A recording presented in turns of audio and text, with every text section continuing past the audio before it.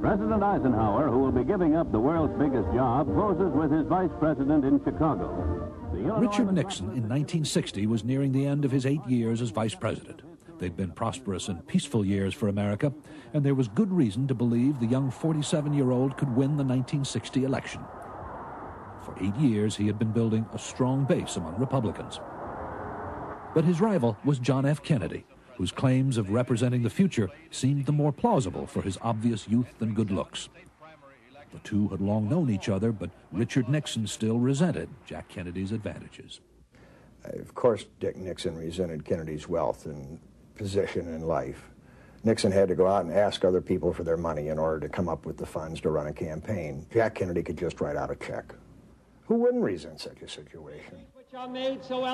Their promises were not very different. To get America moving, build up the military, and resist communism abroad. If you believe that our ticket will keep the peace without... In his first bid at the presidency, Richard Nixon was going to leave nothing to chance. He wanted to get into logistics and what the bumper stickers said, what color the lapel pin should be, and all that kind of thing in those early campaigns. The candidates need no introduction. But television was the big new player in the election scene, and the broadcast debates were a key factor in the race. It is essential that a man who's president of this country certainly stand for every program that will mean for growth. And I stand for programs that will mean growth and progress. But it is also essential that he not allow a dollar spent that could be better spent by the people themselves.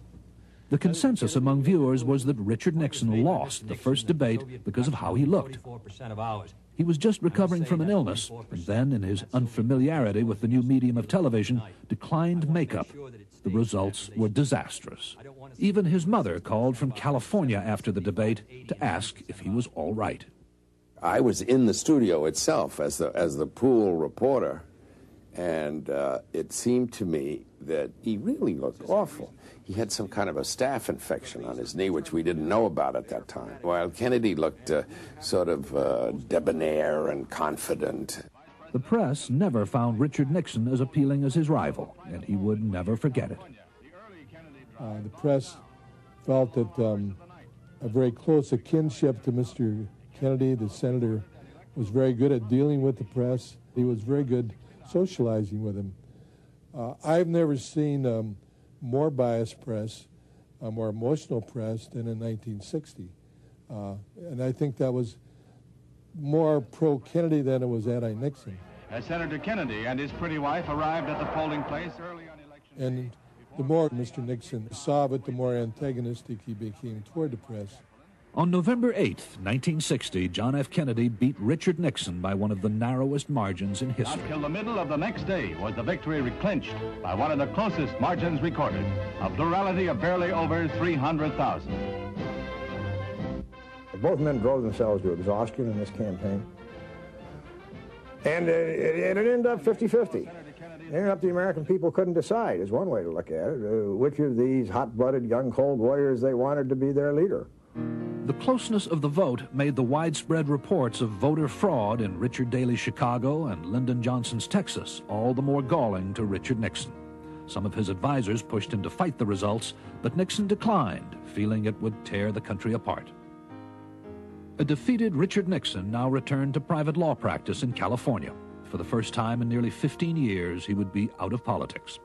But less than a year and a half after his presidential loss, Nixon decided to run in the California governor's race of 1962. Pat fought him hard. She'd never loved politics and still dreamed of a quiet life with the family.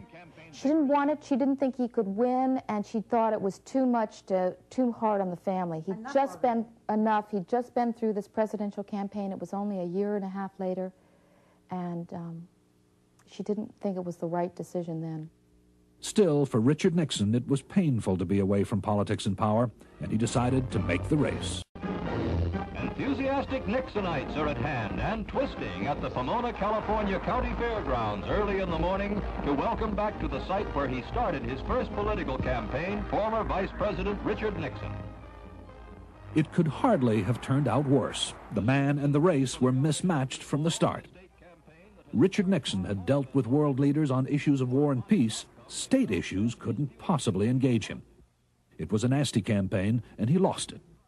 And in his final address, he seemed to boil over in fury at the years he'd felt unfairly treated by the press. It would be one of the most famous statements he would ever make. I leave you gentlemen now, and you will now write it, you will interpret it, that's your right. But as I leave you, I want you to know, just think how much you're going to be missing. You don't have Nixon to kick around anymore. The press and the pundits immediately wrote Richard Nixon's political obituary. Everybody said, that's it, Nixon's done. What I have said today, what they didn't realize was that Nixon had just changed American politics forever. It was a very calculated thing on Nixon's part, this last press conference. He knew that millions and millions of Republicans felt that the press was liberal, biased, and always gave the shaft to Republican candidates. And he said it to them, and he took on the press directly.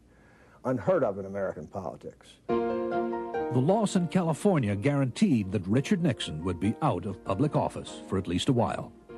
But he was never far from the political action. He moved his family to New York to work in a high-profile law firm, and he continued politicking at home and learning foreign policy abroad. In other words, he was preparing himself to be president.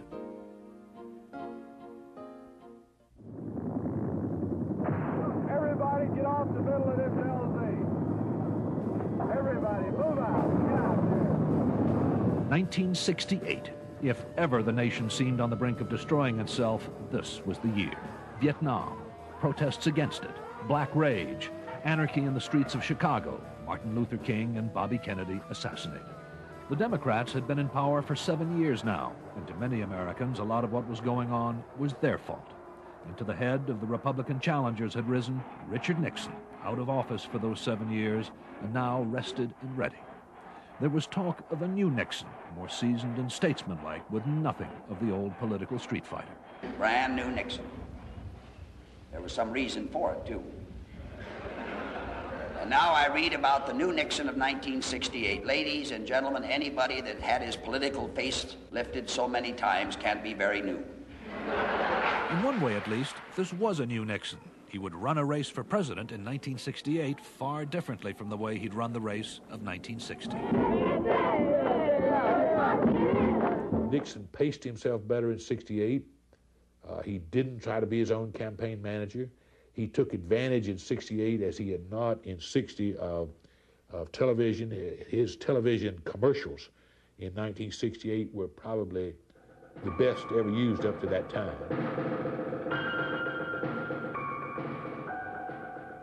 I think he probably was the first president elected primarily because of television. In 68, he switched over completely to television. Made at most one speech a day, but always provided that photo op for the camera to get on the evening news. The campaign was not about specifics. It was about a vision of an America light years from the one showing up each night on television. You know something? This is the first time in the history of this country that a presidential candidate could honestly come before an American audience and say that respect for the United States around the world is in jeopardy. Nixon had a great sense of strategy.